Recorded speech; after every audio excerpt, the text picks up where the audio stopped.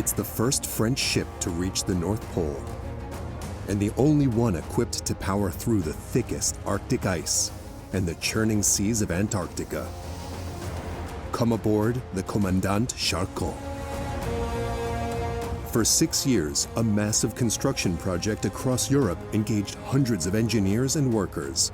This vessel, part cruiser, part crusher, demanded a new way of thinking about what a ship could do and how to get it done. This is a huge, absolutely insane project. It's something that exceeds anything ever accomplished in the maritime industry.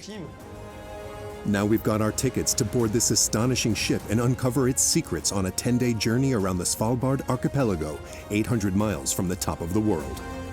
2 bears to port side. Alongside the ship's captain. What was our initial course heading? And his chief engineer. Here we're at the engine control room. We've got a 3D screen that lets us review the ship's blueprints. We're granted exclusive, unprecedented access to the ship's most intricate workings. If these pumps fail, the temperature inside the ship will drop at an alarming rate. It's crucial.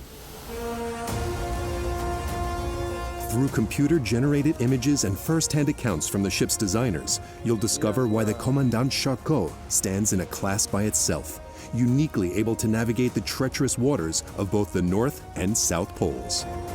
Navigation in polar waters is the most complex navigation that can be encountered. What technology enables the vessel to navigate in reverse and carve its own path through the ice?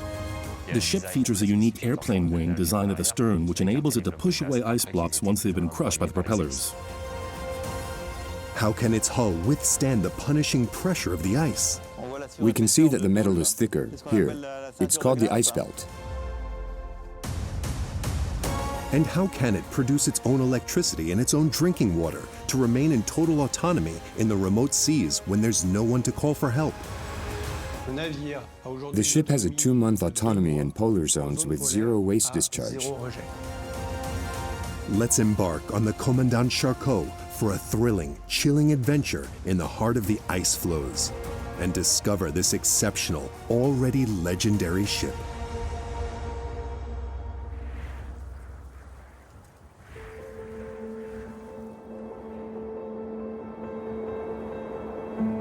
Longyearbyen, a town of 2,400 inhabitants, the northernmost city on the planet. The capital of Svalbard, a Norwegian archipelago consisting of about 30 islands, located just 800 miles from the North Pole. Off the coast, in the heart of the Arctic Ocean, a one-of-a-kind vessel has just set sail, the Commandant Charcot. Measuring 492 feet long and weighing 30,000 tons, the Commandant Charcot is the first cruise ship ever built with an ice-breaking function. Capable of tackling even the thickest ice, this next-generation vessel exhibits a revolutionary design and is equipped with cutting-edge technologies.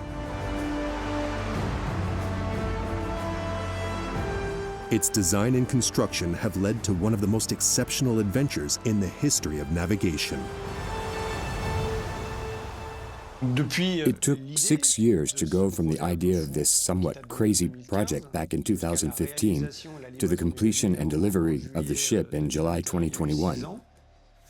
During that time, there was a lot of imagining, designing, building, and testing of this extraordinary vessel.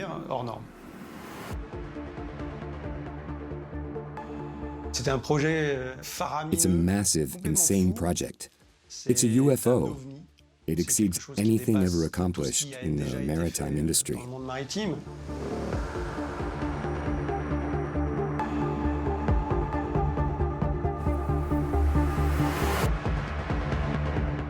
The construction of the ship involved several thousand people across Europe, with the hull being built in Romania on the Danube Delta.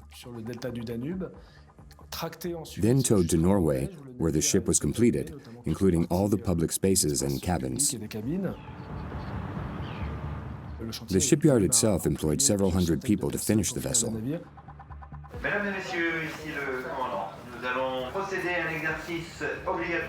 For this cruise to Svalbard, the ship is carrying 215 crew members and 245 passengers.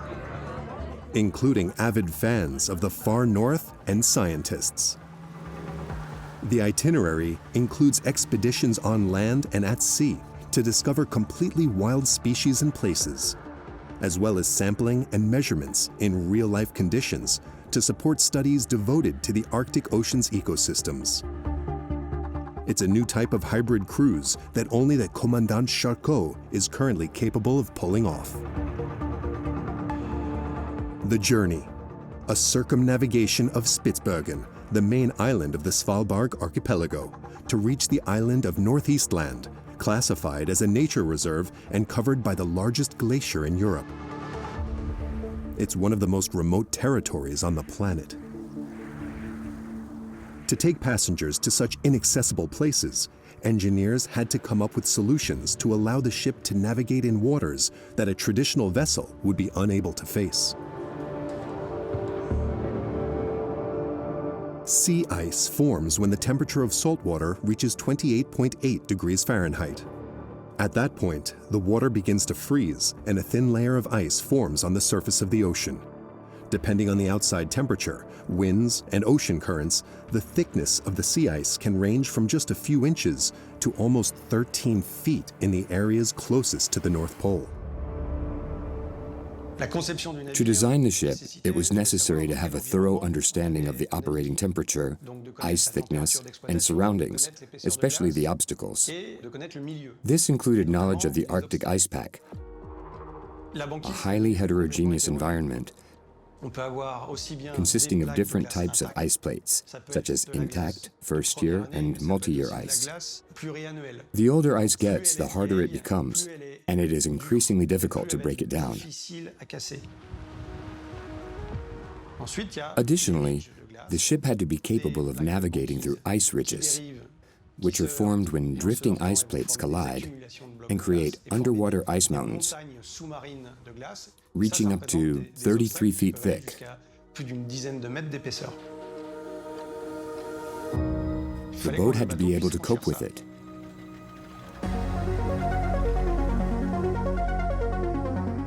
The Icebreaker classification groups 7 categories of vessels based on the type of ice they can face and the period of year they are authorized to navigate. Only Russian nuclear-powered vessels are classified as PC-1, while others are classified between PC-3 and PC-7. Captain Charcot's vessel is classified as PC-2. The Commandant Charcot vessel is truly exceptional, as it is the world's first ship to have a Polar Class 2 rating. It also demonstrates the best ice maneuvering capabilities of any vessel in the world today. The name of this exceptional vessel was chosen as a tribute to Jean-Baptiste Charcot, a physician, naval officer, and one of the greatest polar explorers in history. Like the sailor after whom it is named, the Commandant Charcot has already navigated the most extreme polar seas. During its test journey in September 2021, it became the first French vessel to reach the geographic North Pole. It has also sailed in remote areas such as the Scoresby Strait, east of Greenland, and the Weddell Sea in Antarctica, some of the most remote areas on Earth. For this expedition to the Svalbard Archipelago, the vessel is under the command of Patrick Marchessault.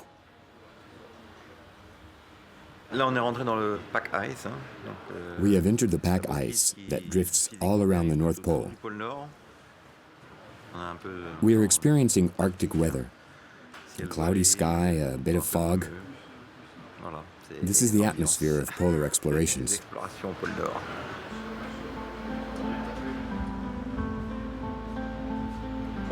We are currently cruising at 12 knots, and we can barely feel the movement of the ship through the ice.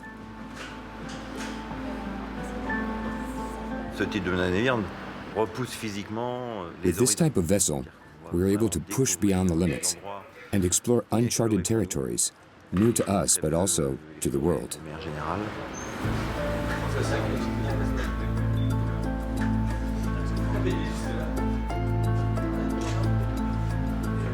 After rounding the island of Spitsbergen and passing through the Hinlopen Strait, the Commandant Charcot approaches the Wallenbergfjorden fjord on the southwest coast of the Northeast Land. This is an opportunity for Captain Marchessault to show us the unique hull of the vessel. The vessel's reinforced hull is built to withstand the harsh conditions of ice navigation. You can see the extra thickness of steel there, which is what we call the ice belt. This means that from there down to a certain depth, the hull is 1.8 inches thick of steel, while a normal boat only has 0.4 inches of hull thickness. You can also see the ribs of the boat, called frames, which are spaced 16 inches apart. For a typical boat, this would be around 40 inches. This gives the vessel an extremely reinforced hull for navigating in ice. Additionally, the bow has 2.4 inches of steel thickness at the front, making it certified for navigation in all Arctic ice in the summer.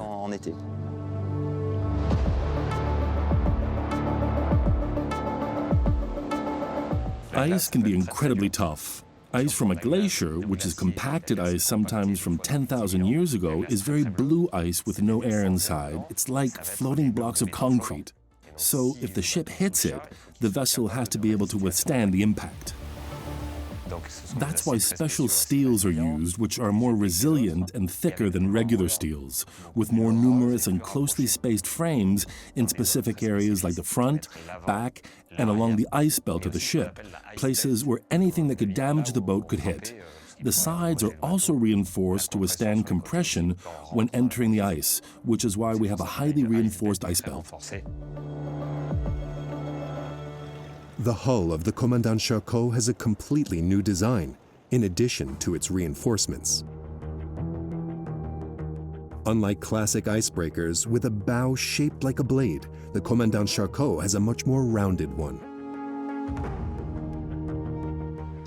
The navigation through ice is actually smooth, contrary to what one may imagine with the functioning of icebreakers, historically equipped with very pointed stems that would slice through the ice like a knife. The uniqueness of the Commandant Charcot is its specially designed hull shape, intended to be as efficient as possible while penetrating the ice. The ship's weight allows it to break the ice gently, using a stem that is rounded and curved like a banana, enabling it to climb onto the ice surface. The weight breaks the ice in small pieces around the entire perimeter of the stem, similar to breaking a chocolate bar into small pieces. This method requires less power, making the vessel very efficient using its weight and with its unique hull shape.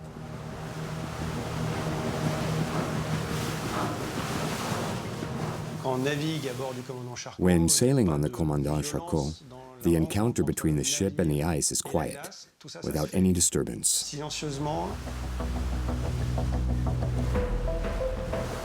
Another unique feature that enables the Commandant Charcot to navigate through the pack ice lies beneath its hull.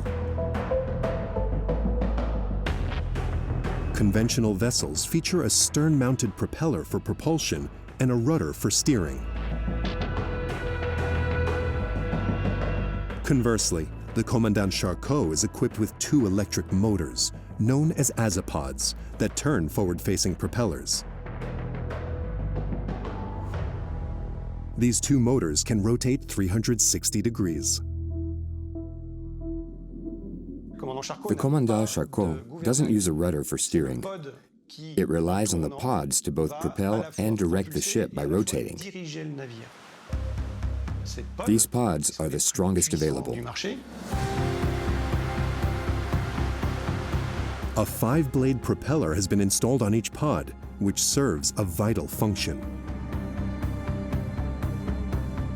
The azipod propellers must be capable of crushing any ice blocks that come into contact with them. The greatest risk is that one of these blocks could strike the pods or the underwater engine supports, the turrets. leading to vibrations and damaging their seals. Thus, it is essential for the azipod propellers to remain in operation at all times and break up any incoming ice. Subsequently, these broken ice pieces need to be pushed away from the pods. For this reason, there is a highly specific design at the rear of the ship, shaped like an airplane wing, that pushes the ice aside after it has been partially crushed by the propellers. The propellers were designed with sufficient strength to withstand contact with ice. Prior to their installation, they underwent testing in a small-scale model in a basin to ensure proper functionality and the absence of vortexes. Vortexes are large air bubbles created by the propellers that can impact both passenger comfort and the ship's structure, possibly leading to destructive outcomes. The Commandant Charcot's two propellers were made from ultra-tough stainless steel that can resist the shock of ice navigation. Weighing in at over 300 tons each, the ship's two propellers have blades that weigh a whopping 7 tons each.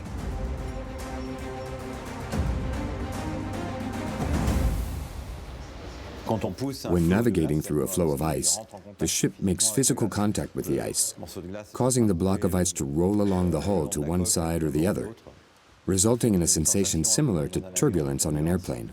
It's a comparable feeling. On the bridge, the captain maneuvers the azipods positioned beneath the hull using a pair of joysticks. They enable the captain to alter the orientation of the pods, thereby adjusting the ship's course, and to manage its speed with remarkable accuracy. Is it confirmed, Polar Bear?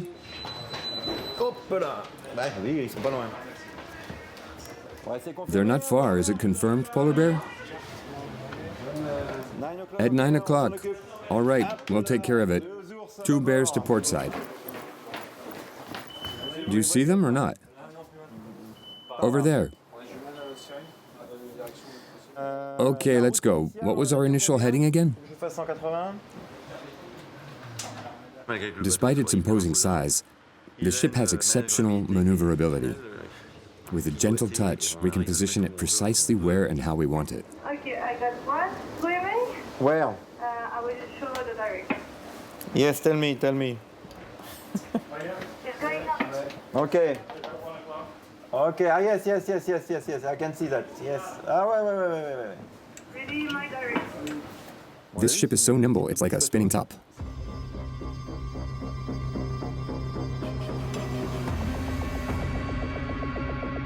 The special shape of the hull and the azipod's pivot capability enable the ship to maneuver out of the most difficult situations.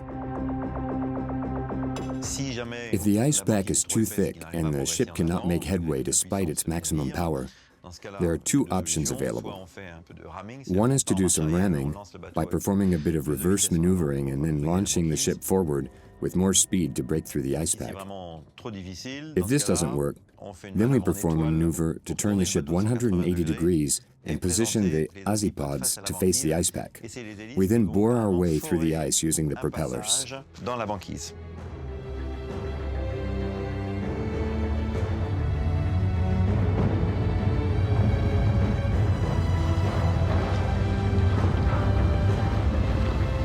In September 2021, the vessel underwent testing in the Arctic under the most extreme conditions.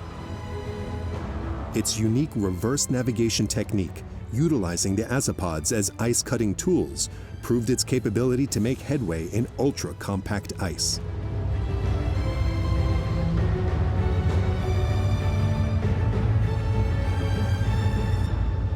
It even managed to bore through a 49 feet thick ice wall in only 20 minutes, demonstrating the ship's exceptional abilities.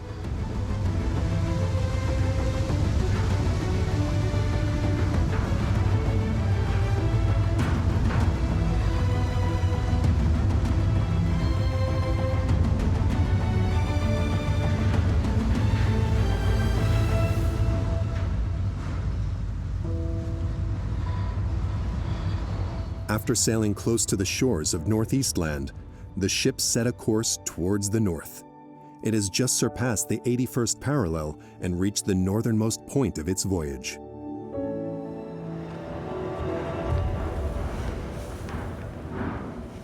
Despite it being June, most of the ocean's surface is covered by ice.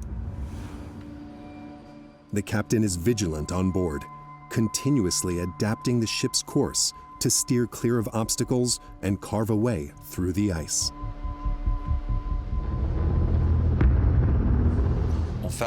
We take caution to steer clear of glacier ice, also known as bergy bits or growlers, which are fragments of icebergs that are considered hard ice. We aim to avoid hitting this kind of ice because the collision could be uncomfortable or even damaging. The ship is specifically designed to navigate through sea ice and not glacier ice, as it may cause damage to the propeller blades, for example.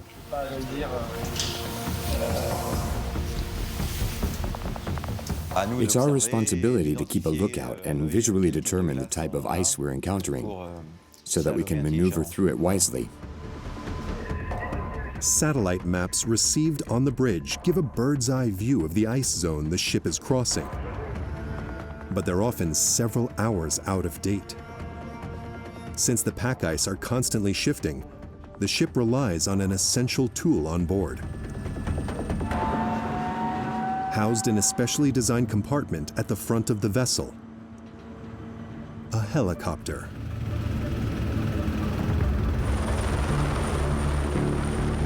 Its purpose is to conduct survey missions and identify the most favorable passages for navigation.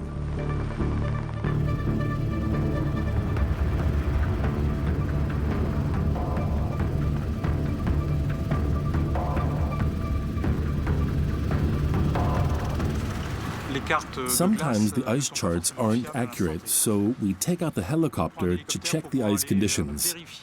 This helps the captain find the safest route through the ice.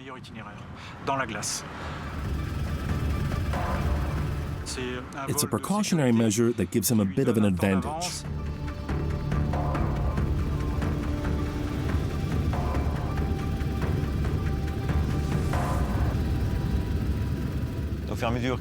As he's flying, he sends us turning points and suggests channels to take to ensure we navigate through the right path. It's much easier to see from above. He can go about 30 miles ahead. It helps us make progress faster.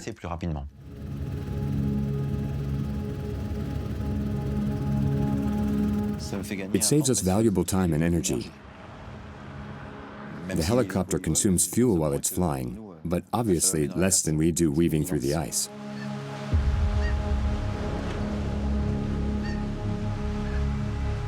Conserving energy is a constant challenge when embarking on a 15-day cruise in complete self-sufficiency in the Arctic Ocean, an area so remote from the rest of the world.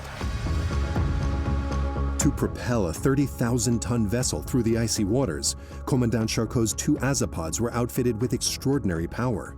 Each azipod boasts a staggering 17 megawatts, resulting in a total of 34 megawatts of power. These 2 azipods are electric motors fueled by a genuine onboard power plant.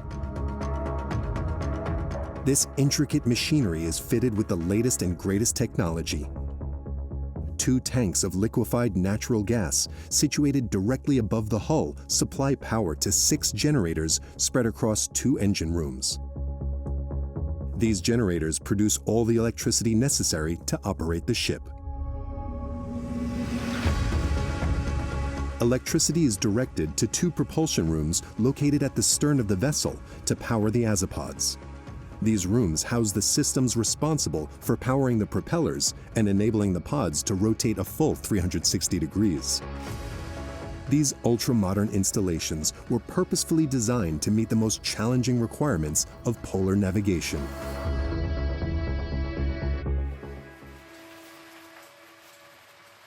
Hugues de Camus, the head engineer, takes us down into the bowels of the Commandant Charcot. He granted us exceptional access to uncover every secret of this remarkable vessel. With each staircase and each sliding door we pass, we venture deeper into the most critical areas of the ship.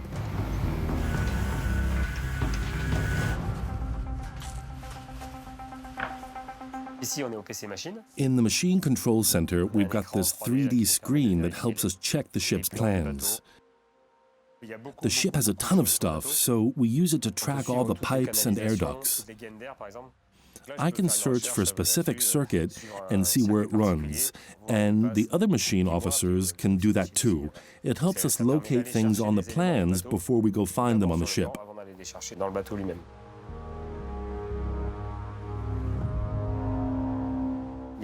We always have a watch officer monitoring all the ship's parameters, like the refrigeration, oil transfer, diesel transfer, and steam boiler circuits.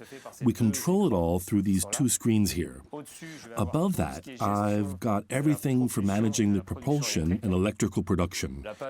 We mostly use the page that shows electrical production, which tells us how many generators are currently running, and right now it's 6.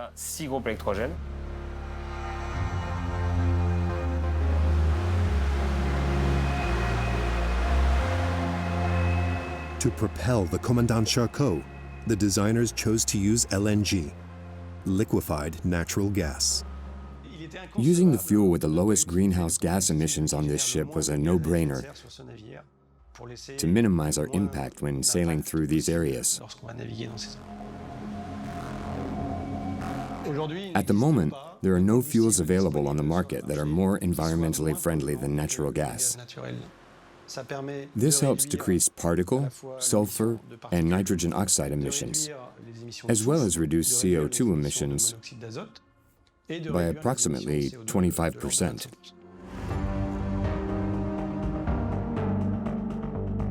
In order to store a significant amount of liquefied natural gas on a cruise liner that's meant to navigate the frigid waters of the Arctic or Antarctic, the engineers had to come up with innovative solutions. We had to build storage tanks to contain this natural gas, which is in liquid form. It is liquefied at minus 265 degrees Fahrenheit because in its liquid state, it occupies 600 times less space than in gaseous form. 2 gas tanks were built for the vessel with a priority of preventing liquefied gas from coming into contact with oxygen and with the hull of the ship. In maritime terms, the biggest risk of a leak of liquefied gas is its cryogenic properties. At temperatures of at least minus 265 degrees, steel can break easily. That's why we take great care to prevent any mixing of natural gas with oxygen and to isolate the hull structure from the cold of the tank. To design the tanks, the engineers used a membrane technology. The tank's interior first receives an insulation panel, followed by a composite material membrane, and then a second panel called the closing panel. On top of that is the primary membrane, made of a few millimeter-thick embossed stainless steel, which gives it its characteristic folds. This membrane will come into direct contact with the gas and will be able to absorb the temperature changes caused by using liquefied gas at negative 265 degrees Fahrenheit. This technology is both highly reliable and very resistant. This grooved membrane enables the tank to withstand up to 29 feet of deformation without rupturing if there's a collision with another vessel. These 2 tanks are capable of holding 159,000 cubic feet of natural gas and can withstand pressures up to 2 bars, a world-first performance.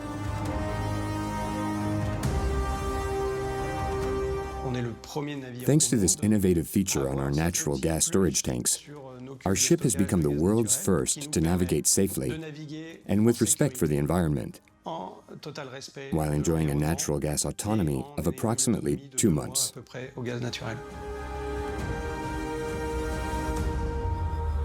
The ship boasts a remarkable ability to produce its own energy for 2 months using natural gas stored in its 2 tanks.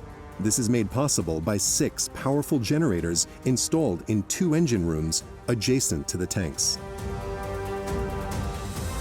Each room houses 3 generators, 1 with 10 V-cylinders and 2 with 14 V-cylinders. This massive machinery setup has been specially designed for the Commandant Charcot.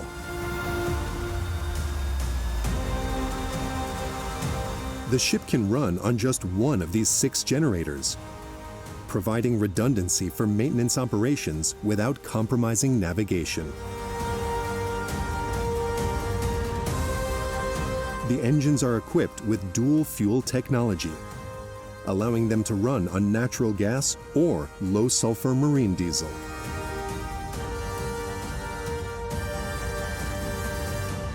The engines of the 14 V-cylinders produce 7.7 megawatts, while those of the 10 V-cylinders produce 5.5 megawatts, which gives a total power output of 42 megawatts for the 6 engines.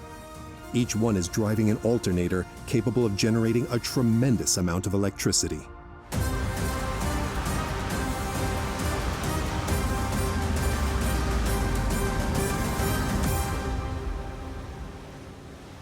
The ship can go as fast as 18 knots in open water, but during our cruises, we usually operated at 9 to 12 knots, leaving us with a lot of extra power. We keep this power on board just in case we encounter any tough ice conditions that we need to navigate through. The generators produce 11,000 volts of electricity, which are then distributed through a series of transformers to power all electrical equipment on board.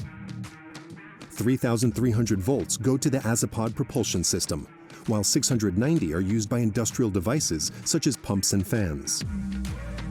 Laundry and kitchen facilities, as well as other equipment, use 400 volts, and other voltages may be available depending on the specific use. But with such a high production capacity, the machinery room generates more electricity than the ship requires. To make the most of this surplus, battery packs have been installed on the Commandant Charcot. These battery rooms are conveniently located next to the machinery control center. We use the batteries as a buffer to handle all this huge amount of energy. That's where the hybrid part comes in, where we can generate even more power by storing it in the batteries. Right now, we're on the ship that has the biggest battery pack installed on board. It weighs around 50 tons and can store up to 4.5 megawatt hours of electrical energy.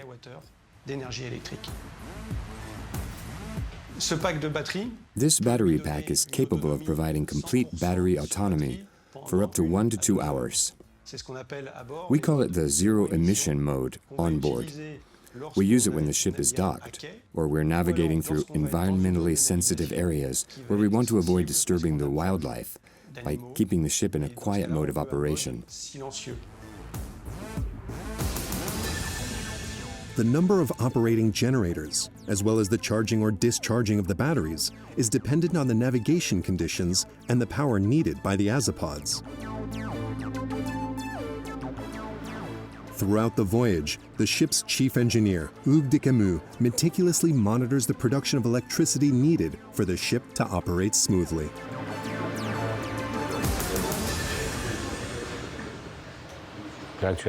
Currently, we have 2 generators operating at 50% capacity, Generator 1 and Generator 3.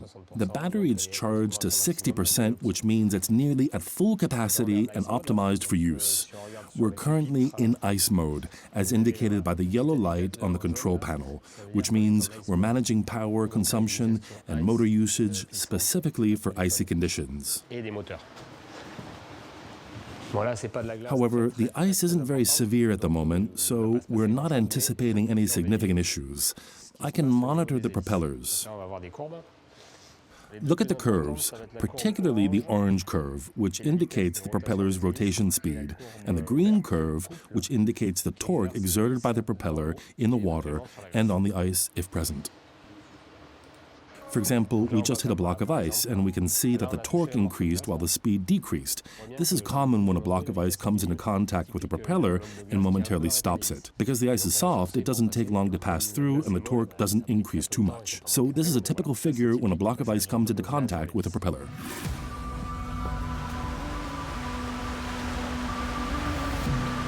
At present, the ship is running with only 2 of its 6 generators. When the vessel is cruising in open water, the generators provide electricity to the azipods while charging the batteries at the same time. However, when the ship encounters thicker pack ice, the azipod's propellers push harder against the ice, increasing the power and energy required to move the ship forward. To prevent the generators from overloading, the batteries take over as soon as the generators go beyond 90% of their capacity, providing some of the electricity needed to run the azipods.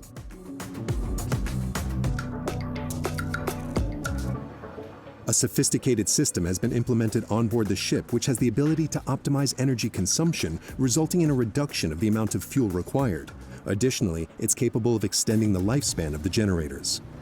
You can see its status here. It shows -15. That means the battery is currently being charged. It's the generator that's providing power to the battery. When the number is positive, it means the battery is providing power to the generator. When the batteries are being discharged, they help the ship, and when they're charging, they make the generators more efficient.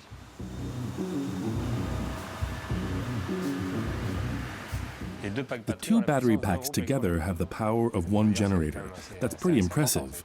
We already have 6 generators on board, and with this battery pack, it's like we have a 7th generator. That's a huge amount of power.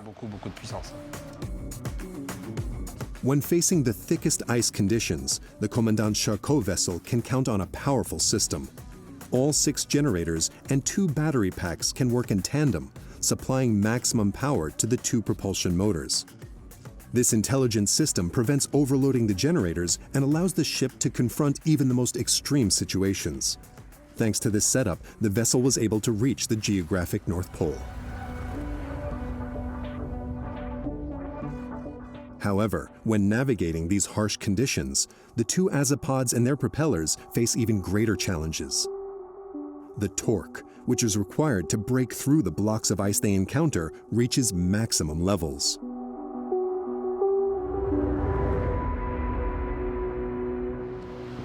So in this situation, the engines will be running at almost maximum capacity with frequent overloads. This means we're going to push the boat to its limits.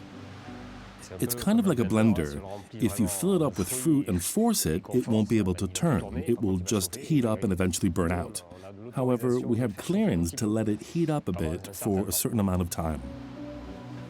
We have systems that allow us to go up to 150% with torque management, which involves energy dissipation in batteries, energy recovery, or using resistors to dissipate the excess heat. Otherwise, the intensity would increase exponentially and the engine will burn out.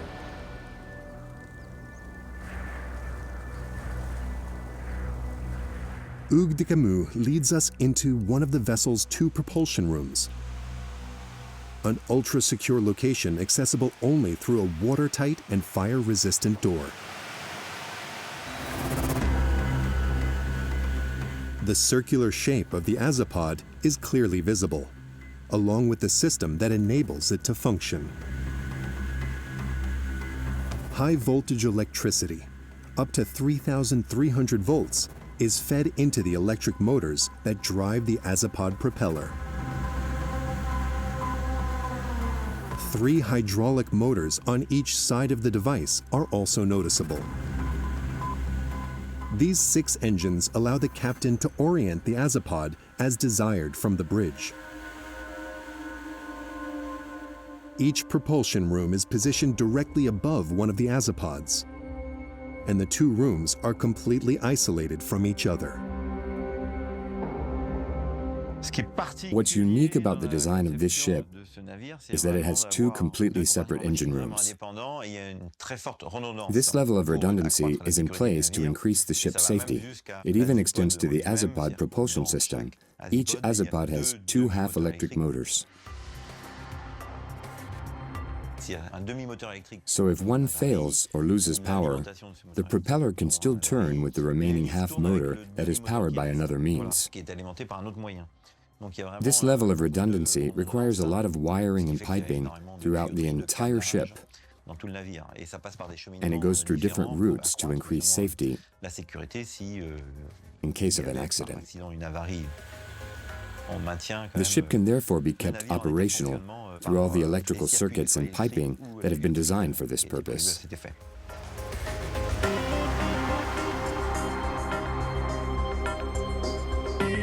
If one of the propulsion rooms experiences a malfunction, the Commandant Charcot can still navigate. The same level of redundancy extends to the engine rooms, where the generators are housed.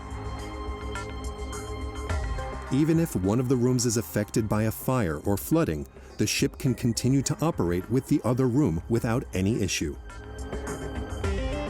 Additionally, the ship is equipped with extra fuel tanks carrying LS-MgO, a low-sulfur fuel that exceeds the standard requirements for fuels commonly used in the Navy, in case there is a problem with the storage tanks.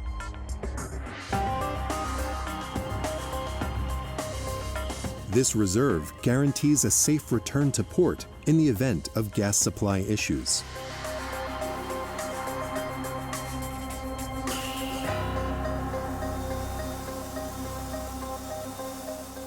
Another system specifically designed to ensure passenger safety in all circumstances is the ship's central heating.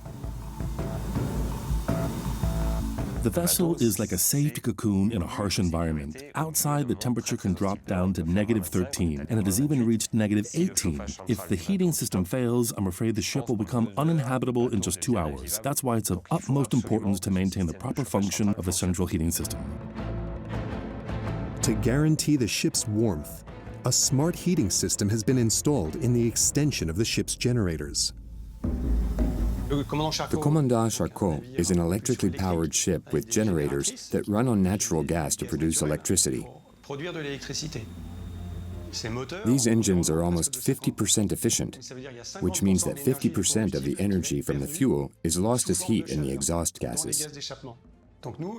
Our objective is to recover this heat by using a hot water circuit to warm up potable water, swimming pools, laundry rooms, and kitchens, and thereby minimize onboard consumption as much as we can.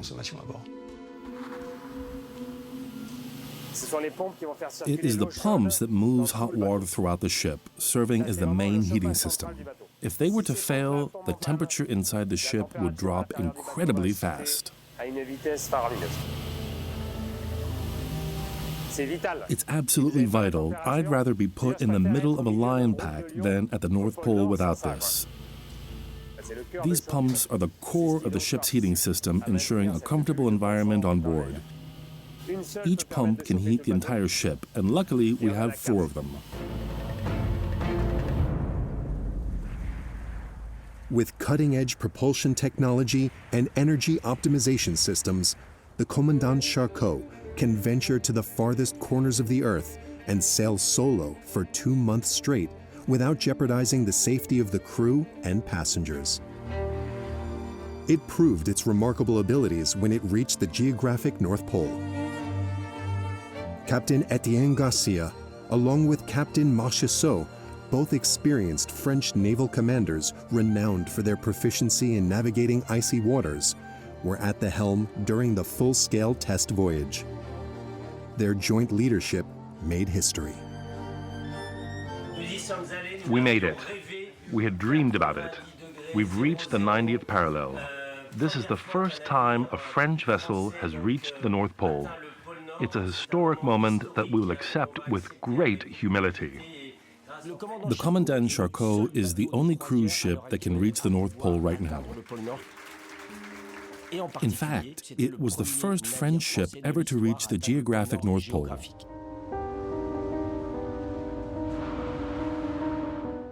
For me, navigating through the polar waters is the most complicated type of navigation. But it's also incredibly thrilling. However, even when you're surrounded by 100% ice, you feel safe in a ship like the Commandant Charcot. It opens up a whole new world that wasn't accessible before.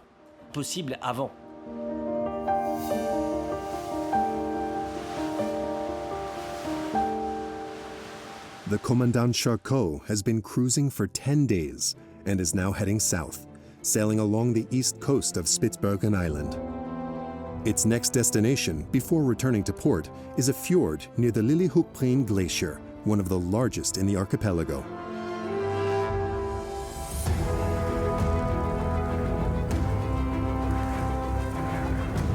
This area is pristine, an untouched and fragile wilderness, and the ship must navigate with the utmost discretion and respect to protect the environment. When navigating through polar waters on the Commandant Charcot, the main goal is to minimize our impact on the environment. We pay special attention to the coastal ice that forms in fjords throughout the year and melts in the spring. It's the easiest to break, but we have to preserve it. The ice is vital to the ecosystem as it provides a platform for animals like seals and bears to hunt and raise their young.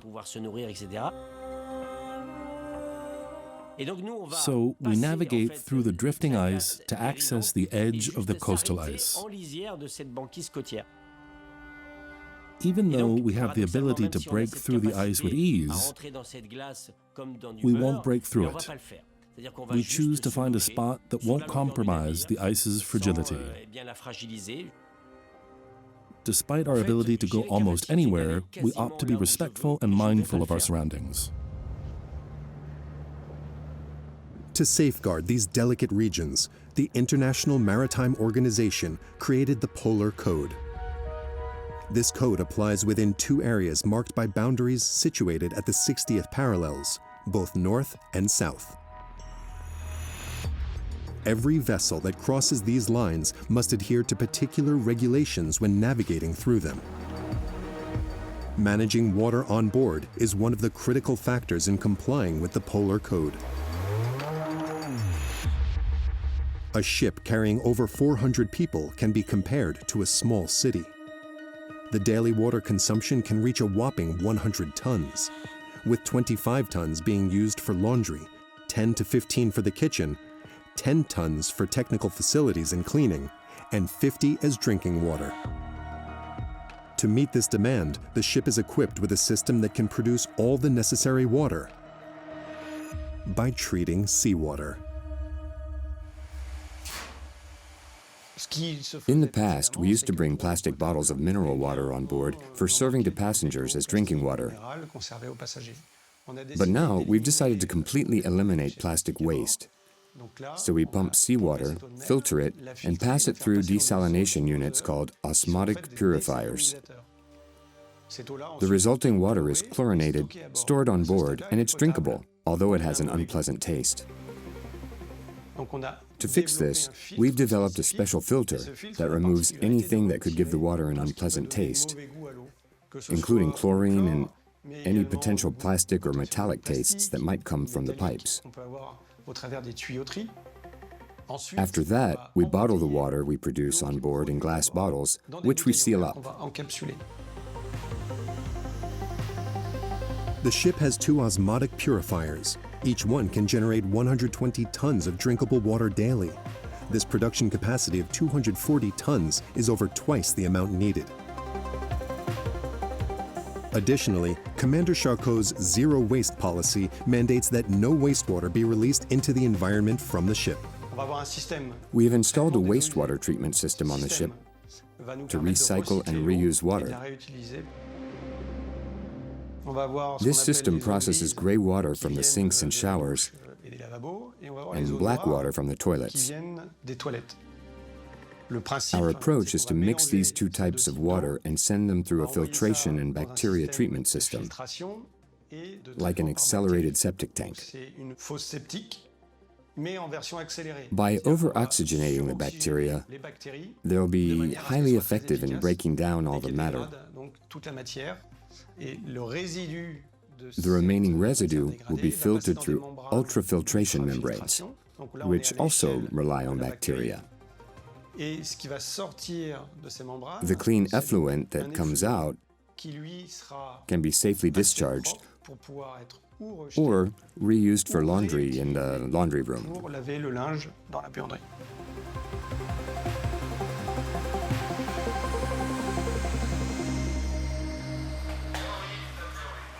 Commandant Charcot was designed to recycle all types of waste on board.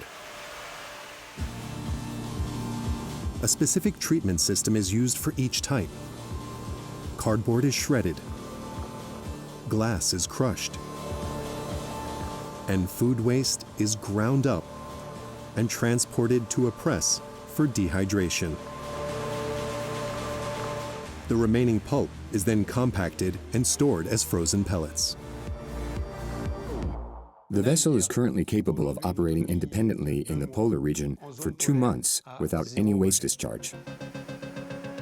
All waste is unloaded on land outside of the polar regions when the ship arrives at the port.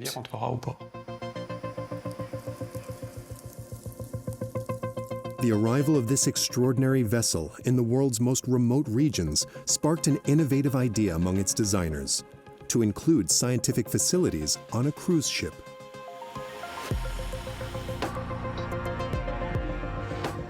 The Commandant Charcot was built to provide cruises to our passengers, but given its capability to reach extremely isolated areas, it can also be an incredible opportunity for scientific research. The ship was built with special areas for scientific purposes, such as a dry lab, a wet lab near the water, and spaces in the hull to install different measurement systems for ocean currents or underwater mapping. Additionally, there is equipment available for measuring ice thickness, an onboard weather station, and several systems that continually measure seawater characteristics, such as temperature, salinity, and CO2 concentration.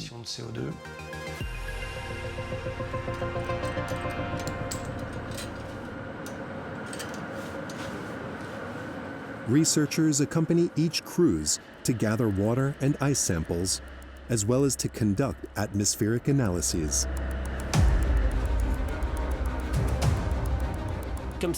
Researchers find the data collected during the voyage to be extraordinary, since they are not easily accessible due to the remoteness of the areas. The Commandant Charcot provides them with this opportunity. From the beginning, the Commandant Charcot project aimed to reduce the ship's environmental impact and create a positive impact by turning it into a scientific research platform.